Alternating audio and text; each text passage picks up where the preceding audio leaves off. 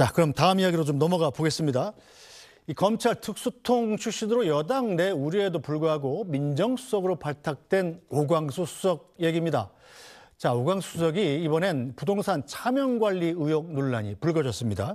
자, 정호순 논설위원, 이 검증 과정이 부실했다는 지적까지 나오는데 어떻게 된 논란인가요? 일단 뭐 그 논란을 좀 간략히 설명드리면요.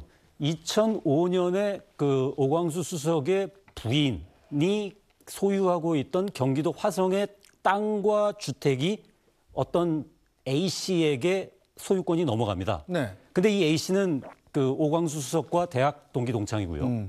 그래서 넘어갔는데 이게 나중에 가서 네. 2020년에 소송이 붙어가지고 다시 그 땅과 주택의 소유권이 다시 홍 씨에게 넘어와요. 네. 이 그 재판 과정을 딱 들여다보니까 어떻게 되어 있었냐면은 2005년에 넘겼는데 이게 사실은 뭐 그 일반적인 거래가 아니고 부동산 명의 신탁임을 사실상 인정을 합니다. 그래서 이름 좀 빌려줘. 예. 친구한테 2007년에 이제 맡겨놓은 각서를 거군요. 써가지고 돌려달라 그러면 언제든지 소유권을 다시 이제 나한테 돌려줘. 네. 라는 각서를 썼다고 이제 주장을 하고 그렇게 해서 승소를 해서 다시 소유권을 가져와요.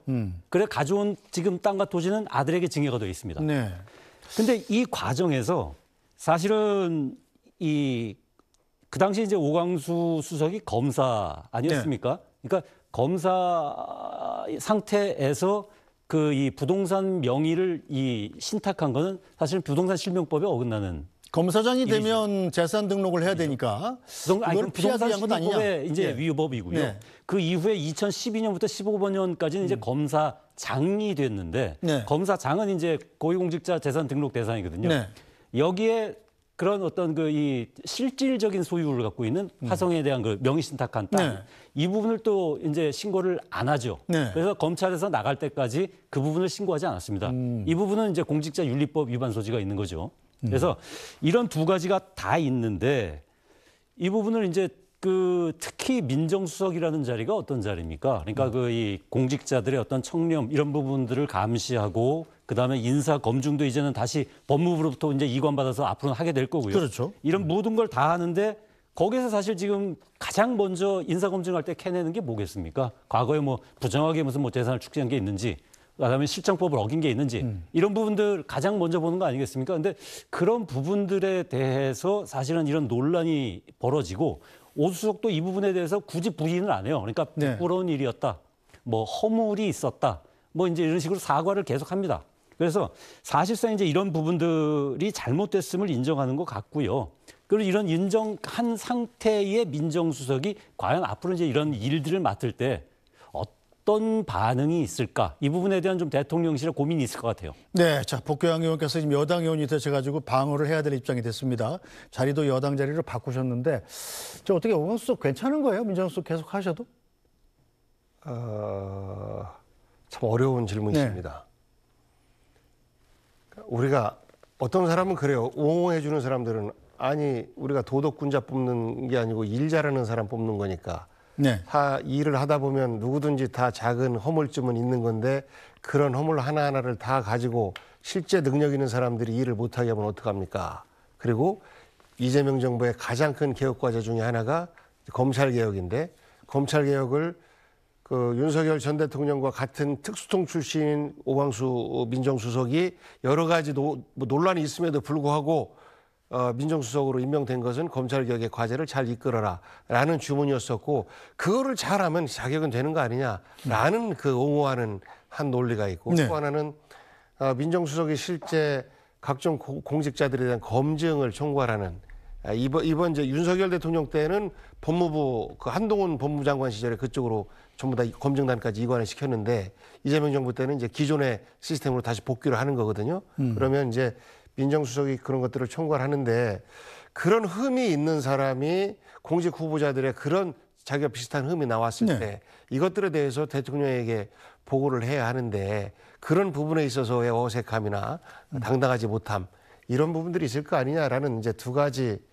문제가 서로 이렇게 공존을 하고 있습니다만 그러니까 이런 경우에는 사실 가장 분명한 사실이 그렇습니다. 내가 대통령과 그리고 이 시대 개혁을 원하는 국민들에게 내가 과연 부담이 될지 안 될지를 객관적으로 바라보고 본인 스스로 판단하는 것이 최우선 아닌가 라는 조언을 좀 드리고 싶습니다. 네, 자 홍석준 전 의원 차례입니다. 네, 오광수 민정수석이 굉장히 지금 민주당이나 좌파 진영으로부터는 굉장히 좀 좋은 평가를 못 받고 있는 것 같습니다. 왜냐하면 민주당 같은 경우는 내로남불 어떤 정당으로 예를 들어서 본인들이 좋아하면은 끝까지 옹호를 합니다. 예를 들어서 박은순 시장 같은 경우 피해자 관련돼서 그런 어떤 피해 호소인 이런 식으로까지 옹호를 했었죠. 그런데 희한하게 오광수 수석 같은 경우는 검찰 어떤 특수통 그리고 또 윤석열 전 대통령하고 같이 어떤 근무했는 거 아니냐 이런 것 때문에 언론 네. 특히 또 민주당 어떤 의원들도 굉장히 많이 지금 비판을 하고 있는 겁니다. 저 개인적으로도 저 문제가 다른 사람도 아니고 이런 어떤 사항들을 심사를 해야 되는 민정수석이라면 네. 좀 더 이제 문제가 좀 심각해질 수가 있다. 이렇게 생각은 하는데 어쨌든 우리 예를 들면 우파 보수 진영보다는 지금 민주당 내에서부터 이렇게 굉장히 더 많은 비판을 받고 있는 것 같습니다. 네, 자 정승 논술위원. 대통령실이 지금 인사 검증 당시에 이런 사실을 인지하지 못했던 걸로 알려지고 있죠. 그렇다면 부실 검증 논란이 좀 나올 수 있지 않습니까?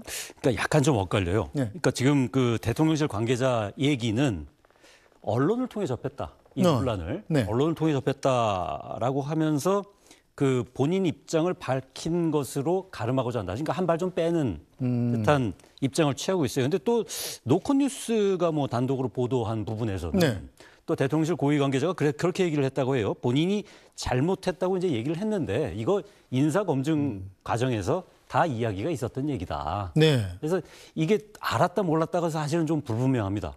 이런 상태인데 지금 하나는 분명한 것 같아요. 이미 사과했다. 그 다음에 거기에 대해서 좀 대통령실은 한 발 빼고 싶다. 네. 그러니까 아직 입장이 명확하게 정해지지 않은 상태에서 여론 추이를 살펴보는 것 같아요.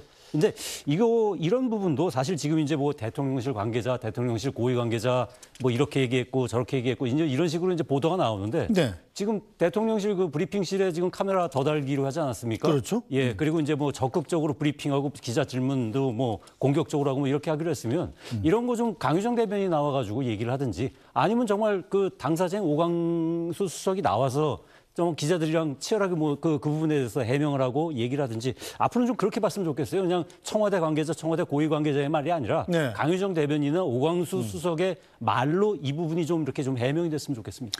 자 복교영 의원께서 보시기는 어떻습니까? 지금 이재명 정권 들어서고 나서 지금 첫 번째 인사 관련 논란입니다. 네.